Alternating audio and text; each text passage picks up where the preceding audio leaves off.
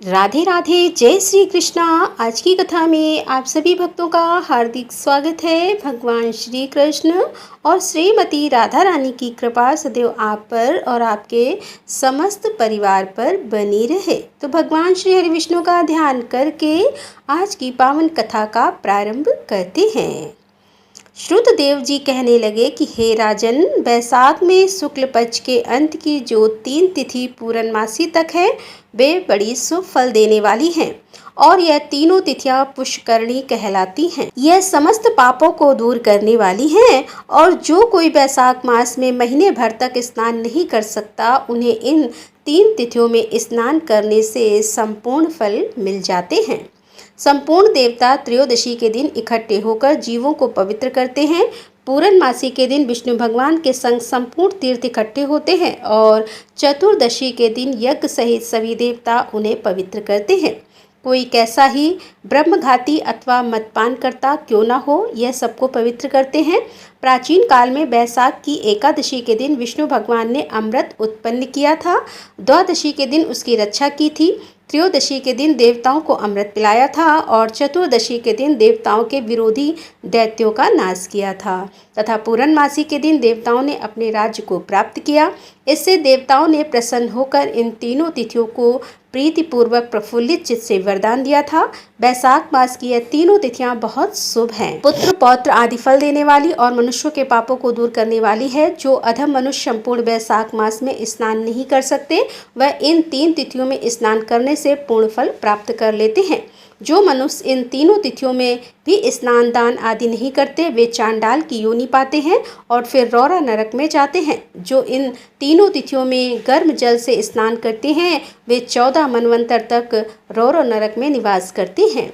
प्रत्यश्वर और देवताओं के लिए जो दही और अन्न का दान नहीं करते वे पिशाच की योनि प्रलय काल तक भोगते हैं। जो बैसाख मास में नियम पूर्वक कर्तव्य कर्मों में लगे रहते हैं वे भगवान विष्णु की सायुज्य मुक्ति को प्राप्त होते हैं, इसमें संदेह नहीं है। जो बैसाख के कुल महीने में नियम पूर्वक न रहकर केवल इन 3 तिथियों में शास्त्रविहित कर्म करते हैं वे पूर्ण फल पाकर विष्णु लोक में निवास करते हैं। जो मनुष्य देवता प्रत्यश्वर गुरु और विष्णु भगवान के निमित्त स्नान दान आदि नहीं करते उन्हें हम श्राप दे देते हैं। वे मनुष्य निसंतान आयुहीन और दुखी होंगे। देवता ऐसा वर देकर अपने अपने धाम को चले गए। अतएव वे तीनों तिथियां बड़ी पुण्यकारिणी और सब पापों का नाश करने वाली हैं तथा तीनों पुष्करणी कहलाती हैं। पुत्र और पौत्र को बढ़ाने वाली हैं।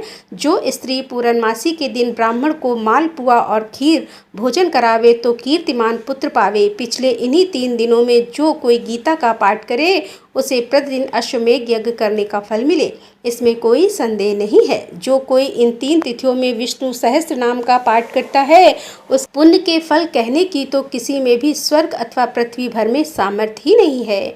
पूर्णमासी के दिन को कोई सहस्त्र नाम का पाठ करे और एक एक नाम पर मधुसूदन भगवान को दूध से स्नान करावे तो उसके सब पाप दूर हो जाते हैं और वह विष्णु लोक को जाते हैं। जो सभी उत्तम उत्तम पदार्थों द्वारा मधुसूदन भगवान का पूजन करें तो कल्पांत में भी उसके पुण्य क्षीण नहीं होते। जो कोई मनुष्य बैसाख में ना स्नान करे ना दान करे वह ब्रह्म हत्यारा गुरु घाती और पितृशरों का नाश करने वाला होता है। जो कोई नित्य प्रति श्रीमद् भागवत का 1 श्लोक अर्ध श्लोक या चौथाई श्लोक भी पढ़े तो ब्रह्मत्व को प्राप्त होता है। इन 3 दिनों में श्रीमद् भागवत की कथा सुनने वाला कभी भी पापों से लिप्त नहीं होता। जैसे कि कमल के पत्ते पर जल नहीं ठहरता, इन 3 तिथियों में विधिवत भगवत पूजा स्नान दान आदि करने से बहुत से मनुष्य देवता हो गए, कितने ही सिद्ध हो गए और कितने ही ब्रह्मा भाव को प्राप्त हुए। ब्रह्मज्ञानी को अथवा प्रयागराज में मरने से मोक्ष मिलता है अथवा बैसाख मास में नियम पूर्वक स्नान करने से मोक्ष मिल जाता है। बैसाख मास की पूर्णमासी के दिन स्नान करके नीले रंग का सार छोड़ें तो समस्त बंधन से छूटकर धर्म अर्थ काम और मोक्ष प्राप्त होता है। जो मनुष्य गरीब कुटुंबी ब्राह्मण को गौदान देता है वह अकाल मृत्यु से छूटकर परलोक में परम पद को पाता है। जो मनुष्य बैसाख मास की पूर्णमासी को बिना स्नान दान किए बिता देते हैं वह 100 जन्म तक कुत्ता की योनि में पड़कर विष्ठा के कीड़े होते हैं। तीनों भुवन में 3 करोड़ तीर्थ हैं। यह सब इकट्ठे होकर पाप समूह के डर से सलाह करने लगे कि पापी मनुष्य अपने किए पाप हमारे बीच में त्यागते हैं तो हमारे पाप कैसे दूर होंगे। ऐसी चिंता करते हुए तीर्थपाद हरि भगवान की शरण में गए और अनेकों श्रोतों द्वारा स्तुति करते हुए प्रार्थना करने लगे कि हे देव, हे जगन्नाथ, हे संपूर्ण पापों के नाश करने वाले पापी मनुष्य, हम में स्नान करके पापों को हमारे बीच में ही छोड़कर आपके धाम को चले जाते हैं। तो हे प्रभु, हम तो आपके आज्ञाकारी हैं, अतः हे जनार्दन, हमसे यह पाप कैसे दूर होंगे।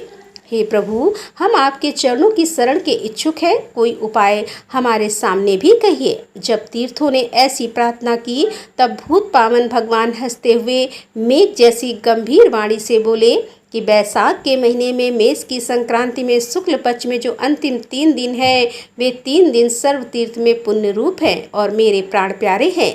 इनमें सूर्योदय से पहले स्नान करके जल से बाहर आ जाएं, जिससे सब प्रकार के पापों से छूटकर पुण्य रूप और निर्मल हो।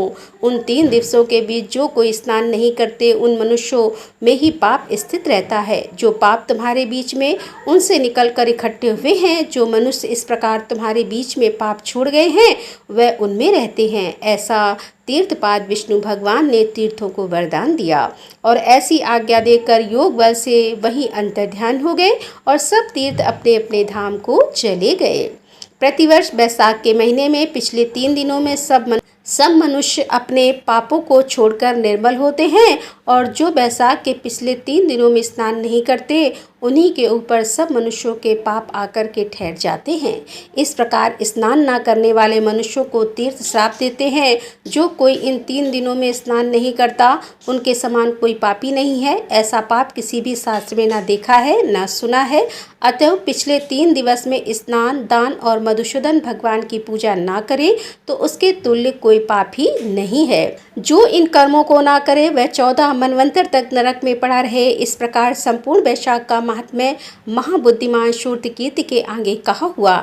जैसे जैसे सुना या देखा तदनुसार ही माधव मास की कथा का वर्णन की गई है। इस महात्म्य को पूरी रीति से वर्णन करने की सामर्थ्य तो ब्रह्मा की भी नहीं है। पहले कैलाश के शिखर पर बैठकर पार्वती जी ने महादेव जी से पूछा, तब महादेव जी 100 वर्षों तक यही कथा कहते रहे तो भी यह कथा पूरी ना हुई। फिर असमर्थ होकर चुप हो गए। भगवान विष्णु, जगन्नाथ, श्री नारायण के बिना कोई भी वैशाख मास का वर्णन पूर्णता नहीं कर सकता। पहले सब ऋषियों ने मनुष्यों के हित की कामना से थोड़ा थोड़ा वैशाख महात्म्य वर्णन किया, परंतु हे राजन, किसी ने अंत नहीं पाया। असमर्थ होकर सब बैठे रहे। तू वैशाख मास में दान आदि सत्कर्म करे, इनसे निश्चय ही मुक्ति मिलेगी। ऐसा मिथिलापति राजा जनक को समझाकर श्रुतदेव जी राजा से पूछकर जाने का विचार करने लगे तो राजा को एक साथ आह्लाद उत्पन्न हो गया। नेत्रों से जल टपकने लगा। तब उत्सव करने में प्रवृत्त हुआ और अपनी वृत्ति के लिए श्रुतदेव जी को पालकी में बिठाकर ग्राम की प्रदक्षिणा कर चतुरंगनी सेना को संग भेजा और पीछे पीछे स्वयं चला। फिर अंतापुर में ले जाकर वस्त्र, आभूषण, गौ, पृथ्वी, तिल, स्वर्ण आदि सब प्रकार के वैभव आगे रखकर नमस्कार कर हाथ जोड़कर सम्मुख खड़ा हो गया। तब महातेजस्वी महायशस्वी श्रुतदेव जी अत्यंत संतुष्ट होकर प्रसन्नतापूर्वक अपने धाम को गए। तब नारद जी कहने लगे कि हे राजा अम्बरीश, यह परम अद्भुत आख्यान मैंने तुम्हारे सम्मुख वर्णन किया है, जिसके सुनने से ही संपूर्ण पाप नष्ट हो जाते हैं और सब प्रकार की संपत्ति मिल जाती है। इसी से भोग, ज्ञान और मोक्ष प्राप्त होते हैं। नारद जी के ऐसे वचन सुनकर महायशस्वी राजा अम्बरीश मन ही मन ऐसा प्रसन्न हुआ कि बाहर के सब व्यापार छोड़ दिए और दंड की तरह पृथ्वी पर गिरकर सिर से प्रणाम करने लगा तथा सब प्रकार के ऐश्वर्यवान पदार्थों से नारद जी की पूजा की। फिर भगवान नारद मुनि राजा से पूछकर अन्यलोक में चले गए, क्योंकि श्राप के मारे वे एक जगह नहीं रहते थे। राजश्री अम्बरीश भी नारद जी के कथन अनुसार शुभ धर्मों का आचरण करते हुए निर्गुण भगवान में लीन हो गए। सूत जी बोले कि जो कोई इस पाप के नाश करता है और पुण्य के बढ़ाने वाले परम अद्भुत आख्यान को सुनता है अथवा पाठ करता है वह परम गति को प्राप्त होता है, तथा जिसके घर में हाथ की लिखी हुई पुस्तक है तो उसके तो हाथ में ही मुक्ति है, सुनने की भी कुछ आवश्यकता नहीं है। राधे राधे, जय श्री कृष्णा। आज की कथा का यहीं पर समापन करती हूँ। तो दोस्तों मिलते हैं इसके आगे की कथा लेकर, तब तक के लिए राधे राधे, जय श्री कृष्णा, हर हर महादेव, जय भोलेनाथ।